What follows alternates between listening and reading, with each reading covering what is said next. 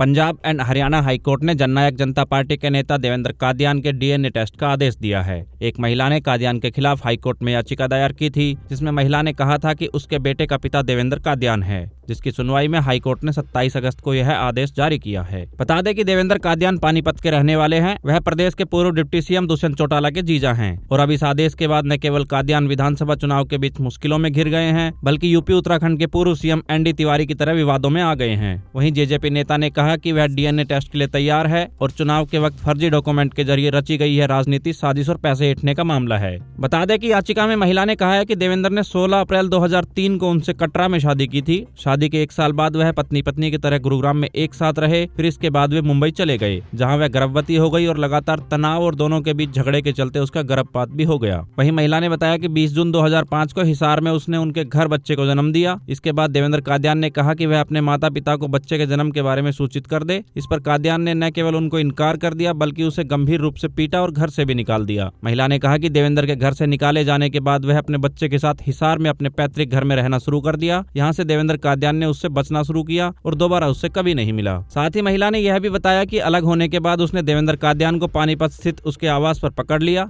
इसके बाद देवेंद्र फिर से उसके साथ रहने लगा। महिला ने बताया कि 2011 में देवेंद्र ने उसे फिर से छोड़ दिया और वह देश से बाहर चला गया। 2014 में वह भारत लौटा। महिला तब तक अपने बच्चे के साथ अपने पैतृक घर में रह रही थी। इसके बाद उसने फिर देवेंद्र कादियान से संपर्क किया, लेकिन इस बार देवेंद्र ने महिला के साथ कथित विवाह होने से इनकार करते हुए बच्चे को भी अपना कहने के बारे में मना कर दिया। अब इस मामले में देवेंद्र कादियान ने कहा है कि महिला का हर बार इलेक्शन का काम है, पीछे लग जाते हैं, फेक डॉक्यूमेंट बनवाकर कोर्ट में डाल दिया और कोर्ट से आदेश करा लिए। हम भी इनके खिलाफ कोर्ट में लड़ाई लड़ रहे हैं। मैं डीएनए टेस्ट के लिए तैयार हूँ। वहीं अगर कोर्ट कह रही है तो इसमें कोई दिक्कत नहीं है, मगर झूठे डॉक्यूमेंट से रची है राजनीति, साजिश है। यह मामला 2002 से चल रहा है। हर बार चुनाव नजदीक आता है तो यही काम होता है। यह पैसे ऐंठने का मामला है। कानूनी जो भी होगा देखेंगे। वहीं देवेंद्र कादियान के पिता स्वर्गीय सतबीर सिंह कादियान इनेलो राज में इफ्को के चेयरमैन और हरियाणा विधानसभा के स्पीकर रहे हैं। देवेंद्र कादियान ने 2019 का विधानसभा चुनाव जजपा के टिकट पर लड़ा था और भाजपा के पंचायत एवं सहकारिता मंत्री महिपाल ढांडा को कड़ी टक्कर दी थी। उन्होंने यहां से करीब 47,500 वोट हासिल किए थे। इसके बाद गठबंधन सरकार में पानीपत ग्रामीण विधानसभा भाजपा के कोटे में जाते देख देवेंद्र कादियान ने कांग्रेस के गढ़ स्मालखा विधानसभा में मैदान तैयार किया था